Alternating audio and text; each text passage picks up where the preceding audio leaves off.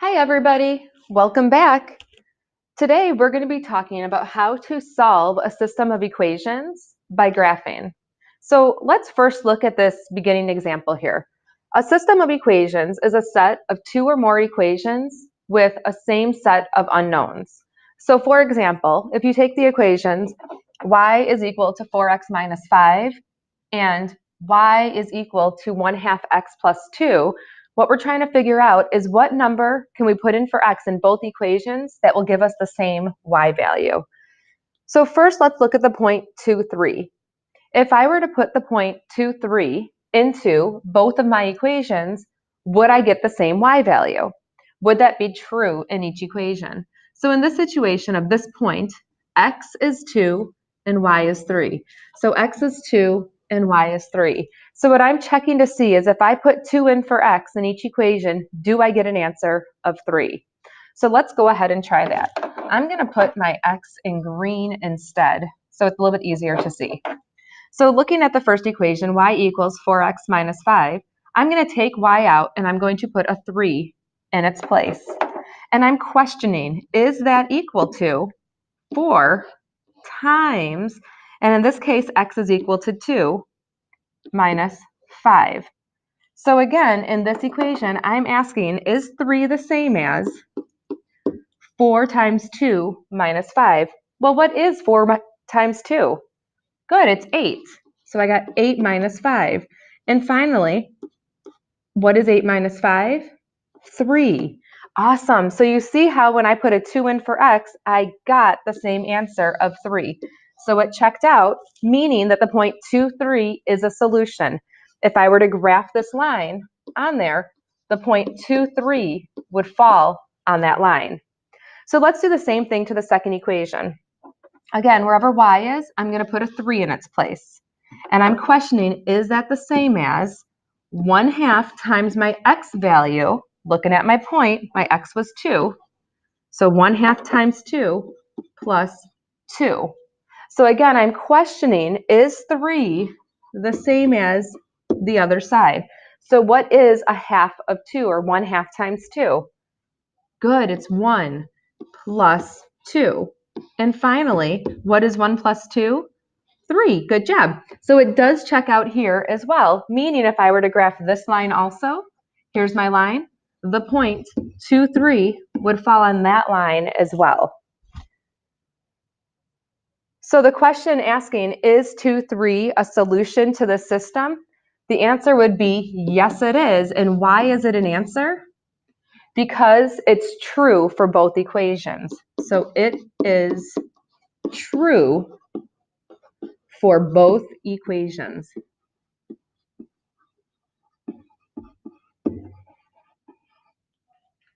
So we said this lesson is all about solving by graphing. So we're not going to be given a point that we need to put back into the equation to check it. What we're going to be doing is we're going to be graphing each equation, and we're going to see what happens here. So the first equation I'm going to graph is this one right here. Y is equal to 4x minus 5. So I'm going to do this line in red. So if I look at this equation, my m is equal to 4, good. And I'm going to put it over 1 because it's a whole number. And my b is equal to, great, -5. So thinking about this, I begin with my y-intercept, -5, and I'm going to move up 4, right 1. So I know there's no numbers on the graph, but we can handle that. So I'm going to put a dot at -5, and from there, I'm going to go up 4, right 1.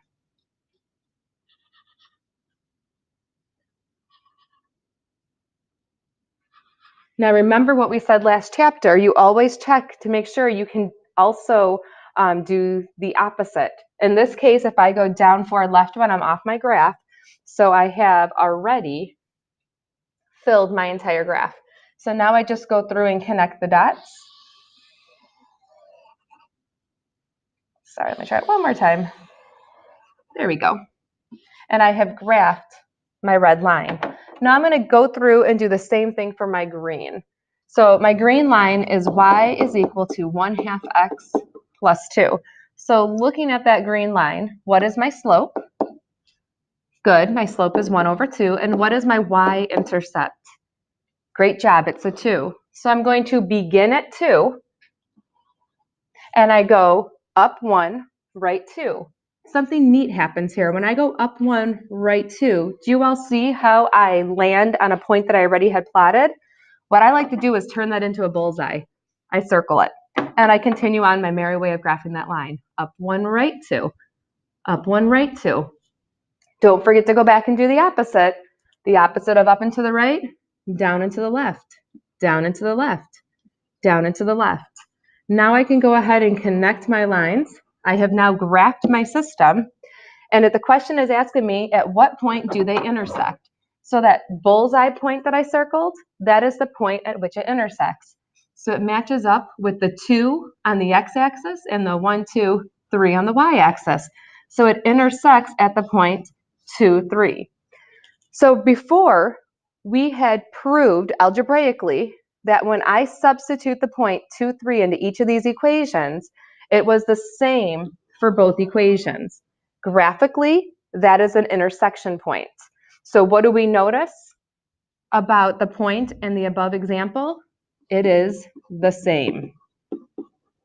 So our solution, it is the same. So our solution to a system is where those two lines cross on a graph. So let's look at the next example. We first want to go ahead and graph these.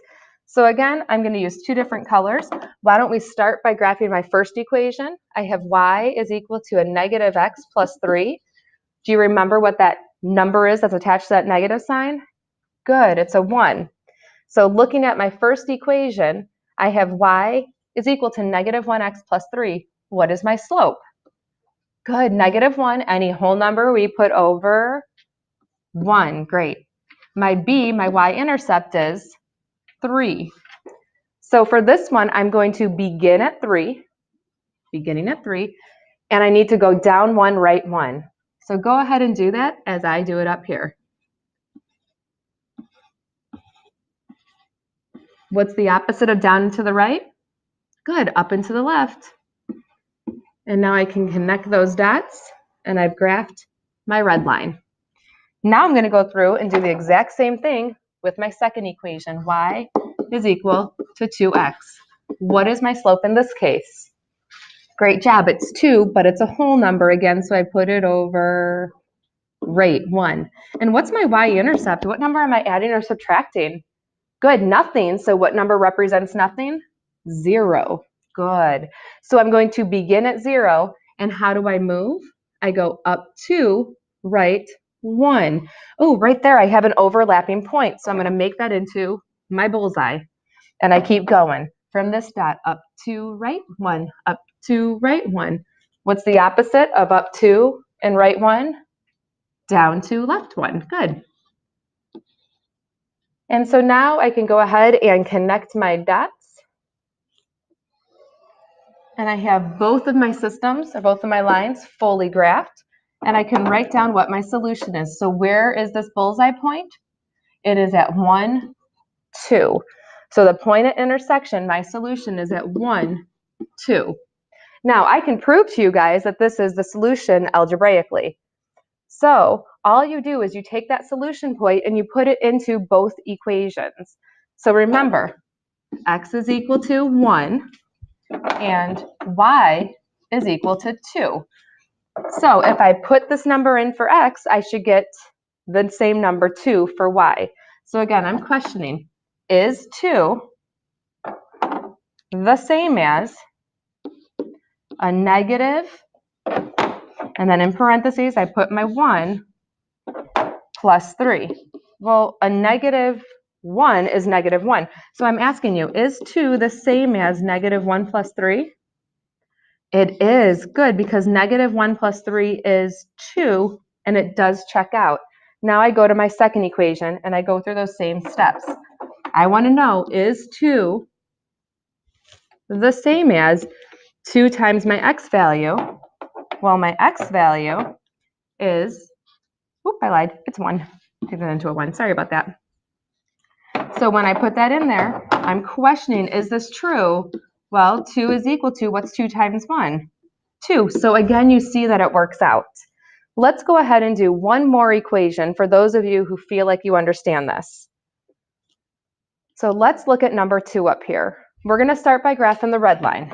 This one's already in slope-intercept form, so it's nice and easy for us. What's the slope of this line? Great, it's 3. Again, it's a whole number, so I put it over, good, 1. And what's my y-intercept? Great job, -5. So I'm going to begin at -5, and I go up 3, right 1. Up 3, right 1. Keep doing that over and over. And if you look at your graph, you cannot do the opposite, so you've plotted all your points.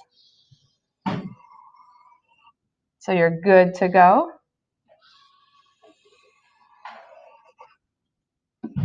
Perfect.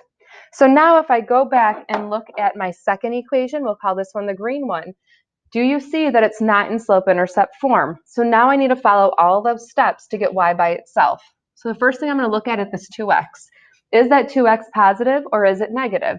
Good, it's positive, so I need to subtract it to both sides first. So when I do that, on the left-hand side, I'm left with a negative 3y is equal to, I'm going to write my x term, negative 2x, and I'm going to write my negative 6, so minus 6. The second step is to go through and divide everything by that negative 3. So here, here, and here. When I do that, I get y is equal to, well, looking at that fraction, a negative 2 over negative 3 gives me a positive 2/3 x. And then the second fraction, a negative 6 over a negative 3 gives me a positive 2. So for my green equation, my slope is 2 over 3, and my y-intercept is 2. So on my graph, I begin at 2, and I go up 2, right 3. So up 2, right 3, and lo and behold, right away I cross. I have my bullseye point. From there, I go up 2, right 3. Now what's the opposite of up and to the right? Good, it's down and to the left. Down and to the left. So now I can go ahead and connect my dots. And I have my green line graphed. So where is my bullseye point at? Well, it lines up with 3 on the x-axis and 4 on the y-axis. So 3, 4 is my solution. And again, I'm going to prove to you algebraically that that is the answer. So in that point, x is equal to 3 and y is equal to 4. So when I substitute those values back in, I have y is equal to 3x minus 5. So instead of saying y, I say 4 is equal to, and I'm questioning this, 3 times my x value, which is 3, minus 5. So I'm asking, is 4 the same as, what is 3 times 3? Good, it's 9 minus 5. So 4, what's 9 minus 5? Right, it's 4. So notice I get the same thing on both sides, so I just proved that that is a solution to that first system. I'm going to go through and follow those same steps for the second equation. So I have 2 times my x value, which is 3, minus 3 times my y value, which is 4. And I'm questioning, is that the same as negative 6? Well, what's 2 times 3? Good, that's 6. And what's a negative 3 times 4? Great, negative 12. And I'm asking, is that thing the same as negative 6? What's 6 minus 12? Awesome, negative 6. And notice that is the same on both sides. So it still checks out. So it definitely proves that it's a solution. Now, on your classwork, you're not required to go in and do that. But if you're ever questioning whether your answer makes sense, you can always go back and substitute in the answers to make sure it's true in each equation. Great job today. If you have any questions at all, feel free to ask your teacher. Otherwise, I feel that you probably should be confidently prepared to work on your classwork. Thanks again, and have a great day. Bye.